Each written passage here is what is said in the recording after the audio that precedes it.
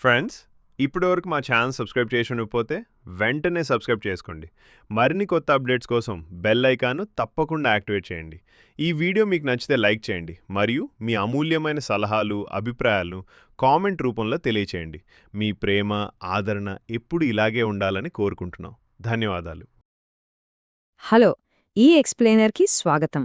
ఈరోజు మనం ఒక చాలా ఆసక్తికరమైన, మనందరికీ రోజువారీ జీవితంలో ఎదురయ్యే టాపిక్ గురించి మాట్లాడుకోబోతున్నాం.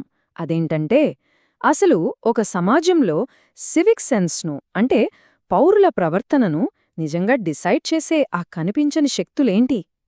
ఈ విషయం గురించి ఇప్పుడు డీప్గా డైవ్ చేద్దాం. ముందుగా రెండు పూర్తిగా భిన్నమైన ప్రపంచాలను ఒకసారి ఊహించుకోండి. ఒకవైపు డెన్మార్క్ రాజధాని కోపెన్హాగెన్ లాంటి నగరాలు. అక్కడ చూస్తే ప్రతి 5 నిమిషాలకు ఒక క్లీన్ పబ్లిక్ టాయిలెట్, అస్సలు సౌండ్ లేని ట్రాఫిక్, నీట్గా ఉండే ఫుట్పాత్లు కనిపిస్తాయి. ఇక మరోవైపు మన ఇండియాలోని చాలా నగరాలు. ఎక్కడ చూసినా చెత్త కుప్పలు, ఆగకుండా మోగే హారన్లు, నడవడానికి కూడా సరిగ్గా లేని ఫుట్పాత్లు. చూస్తుంటేనే ఎంత పెద్ద తేడా కనిపిస్తోంది కదా. ఈ భారీ వ్యత్యాసం చూశాక సహజంగానే మనకు డౌటొస్తుంది. అసలు మన దగ్గర ఈ సివిక్ సెన్స్ ఎందుకు తక్కువగా ఉంటుంది? ఇదేమైనా పుట్టుకతో వచ్చే పనులా? అంటే కొన్ని దేశాల వాళ్లకి జీన్స్లోనే ఈ డిసిప్లిన్ ఉంటుందా అని. కానీ అసలు నిజమేంటో తెలుసా? అస్సలు కాదు. మన ప్రవర్తనను మన చుట్టూ ఉన్న సిస్టమ్స్ డిసైడ్ చేస్తాయి తప్ప మన జెనెటిక్స్ కాదు. సోషియాలజీ ఏం చెబుతోందంటే, ఈ సివిక్ సెన్స్ లేకపోవడమనేది పక్కాగా ఒక సిస్టమిక్ ప్రాబ్లం, అంతేగాని మన జీన్స్లో ఉన్న లోపం ఏమాత్రం కాదు. సరే, అసలు ఈ సివిక్ సెన్స్ని నిర్ణయించే ఆ 3 మెయిన్ పిల్లర్స్ ఏంటి? అలాగే ప్రపంచవ్యాప్తంగా ప్రూవ్ అయిన కొన్ని బెస్ట్ సొల్యూషన్స్ ఏంటి? ఈ ఎక్స్ప్లెయినర్లో మనం ఈ స్ట్రక్చర్డ్ ఎజెండా ద్వారా క్లియర్గా తెలుసుకుందాం. ముందుగా మన ఫస్ట్ పాయింట్ దగ్గరికి వద్దాం. ఈ సివిక్ బిహేవియర్లో మనకు స్పష్టంగా కనిపించే డివైడ్ ఏంటి?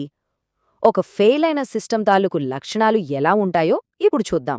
ఇండియాలో మనకు రోజూ కనిపించే ఈ ఇన్సిడెంట్స్ చూడండి. ఈ డివైడ్ ఏంటో మీకే ఈజీగా అర్థమైపోతుంది. ఫెసిలిటీస్ లేక రోడ్ల పక్కన యూరినేషన్కి వెళ్లడం, ట్రైన్స్లోంచి, కార్లలోంచి చెత్తను బయట పారేయడం, క్యూలో నిలబడకుండా తోసుకోవడం, ఏమాత్రం అవసరం లేకపోయినా కంటిన్యూస్గా హారన్లు కొట్టడం. ఇవన్నీ చూసి మనం సింపుల్గా వీళ్ళ బుద్దే అంత అని జస్ట్ అలా బ్లేమ్ చేసి వదిలేస్తాం గదా.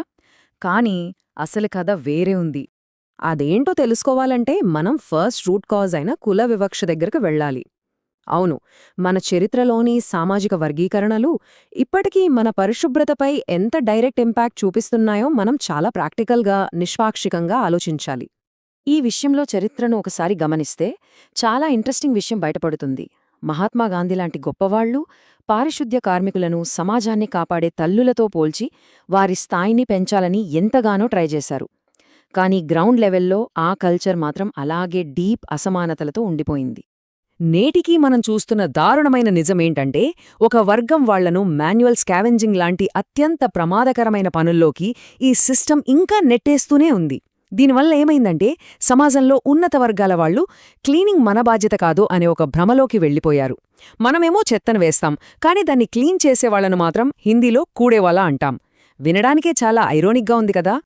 పాయింట్ ఏంటంటే, ఒకసారి ఈ టేబుల్ చూడండి. డెవలప్డ్ కంట్రీస్ తీసుకుంటే అక్కడ పౌరులు ఎవరి ఇళ్లు వాళ్లే క్లీన్ చేసుకుంటారు, వాళ్ల చెత్తను వాళ్లే సార్ట్ చేసుకుంటారు.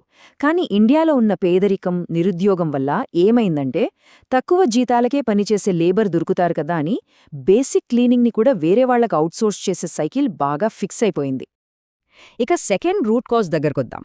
మన చుట్టూ ఉండే ఇన్ఫ్రాస్ట్రక్చర్ అంటే మన భౌతిక వాతావరణం బాగోలేనప్పుడు అది మనల్ని బ్యాడ్ హ్యాబిట్స్ వైపు ఎలా ఫోర్స్ చేస్తుందో ఇక్కడ అర్థం చేసుకుందాం.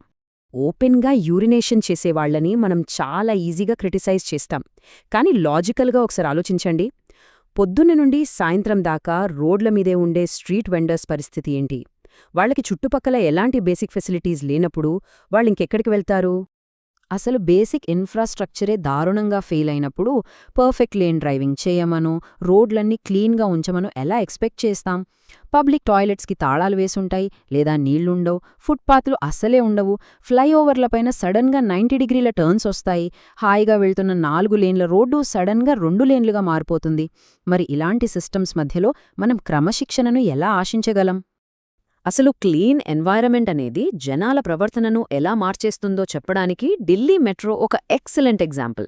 ఇక్కడ మ్యాక్రో నుండి మైక్రోకి ఒక షిఫ్ట్ కనిపిస్తుంది. ఒక్కసారి ఒక పర్ఫెక్ట్, నీట్గా పనిచేసే సిస్టమ్ సెట్ అయ్యాక జనాలు ఆటోమేటిక్గా అక్కడి రూల్స్కి తగ్గట్టు అడాప్ట్ అయిపోతారు.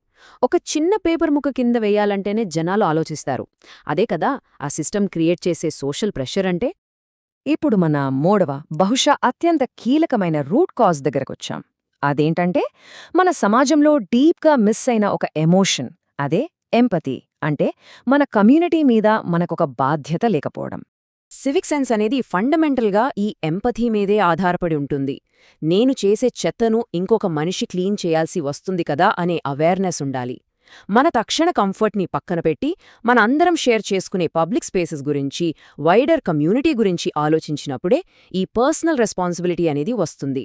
ఈ కమ్యూనిటీ ఫీలింగ్ మన దగ్గర ఎంతలా మిస్ అయిందో చెప్పడానికి మన అర్బన్ ప్లానింగ్ చూస్తే చాలు. డ్రోన్ షాట్స్లో చూస్తే బయట చుట్టూ కొండలా పేరుకుపోయిన చెత్తను, పూరెస్ట్ ఇన్ఫ్రాస్ట్రక్చర్ని పూర్తిగా వదిలేసి ధనవంతులు తమ లగ్జరీ హైరైజ్ అపార్ట్మెంట్స్ లోపల ఒక సపరేట్ ప్రపంచాన్ని, ఒక బబుల్ని నిర్మించుకుంటున్నారు. సరే, ప్రాబ్లమ్స్ అన్నీ మాట్లాడుకున్నాం కదా, మరి దీనికి సొల్యూషన్ లేదా? ఖచ్చితంగా ఉంది. మన ఫైనల్ సెక్షన్లో ప్రపంచవ్యాప్తంగా అద్భుతంగా పనిచేస్తున్న కొన్ని ప్రూవెన్ సిస్టమ్స్ ఎలా ఉన్నాయో చూద్దాం.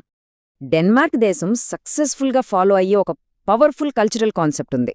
దాన్ని వాళ్ళు సాంఫండ్సిండ్ అంటారు. అంటే సోషల్ మైండెడ్నెస్ అని అర్థం.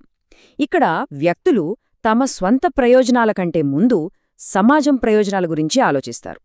పబ్లిక్ స్పేసెస్ని మెయింటైన్ చేయడం పట్ల వాళ్లలో జెన్యూన్ కేర్ ఉంటుంది. అయితే ఈ ఎంపతీని వాళ్ళు ఊరికే వదిలేయకుండా చాలా స్ట్రిక్ట్ సిస్టమ్స్ ద్వారా డైలీ లైఫ్లో ఇంప్లిమెంట్ చేస్తారు. డెన్మార్క్లో ఎవరి చెత్త వాళ్లే డివైడ్ చేయాలి. గ్లాస్, మెటల్, ప్లాస్టిక్కి సపరేట్ బిన్స్ ఉంటాయి. ఈ వేస్ట్ లాంటివి వాళ్లే స్వయంగా తీసుకెళ్లి రీసైక్లింగ్ సెంటర్స్లో ఇచ్చేస్తారు. వాళ్ళు ఏ ఒక్క పనికి బయటవాళ్ల మీద డిపెండ్ అవ్వరు. జస్ట్ పనిష్మెంట్స్ ఇస్తేనో, ఫైన్లు వేస్తేనో సిస్టమ్స్ వర్కౌట్ అవ్వవు. అందుకే రివర్స్ వెండింగ్ మెషిన్స్ లాంటి ఒక బ్రిలియంట్ రివార్డ్ లూప్ని వాడతారు. మీరొక ప్లాస్టిక్ బాటిల్ కొన్నప్పుడు కొంచెం ఎక్స్ట్రా డిపాజిట్ కట్టికొంటారు. ఆ బాటిల్ ఖాళీ అయ్యాక ఈ మెషిన్లో వేస్తే మీ డబ్బులు మీకు తిరిగొచ్చేస్తాయి. దీనివల్ల మోటివేషన్ పెరుగుతుంది, ప్లాస్టిక్ వేస్ట్ అనేది జీరో అయిపోతుంది. అసలెంత క్రియేటివ్ ఐడియా కదా! అంతేకాదు, ప్రాపర్గా అర్బన్ ప్లానింగ్ చేస్తే రిజల్ట్స్ ఎలా ఉంటాయో తెలుసా? కోపెన్హాగెన్లో ఏకంగా 64% మంది ప్రయాణికులు ప్రతిరోజూ కేవలం సైకిళ్ల మీదే ట్రావెల్ చేస్తారు. ఎందుకంటే ఆ సిటీని కేవలం ఒక 5 మినిట్స్ రేడియస్లో, అంటే స్కూలులు, ఆఫీసులు అన్ని దగ్గరలోనే ఉండేలా చాలా సస్టైనబుల్గా డిజైన్ చేశారు.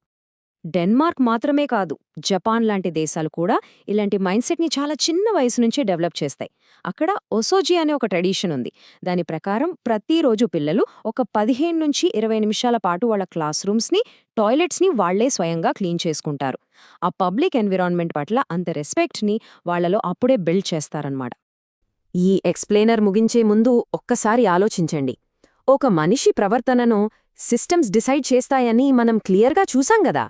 మరి రేపటి మన భవిష్యత్తు కోసం మనం ఎలాంటి సిస్టమ్ని ఎంచుకోవాలి?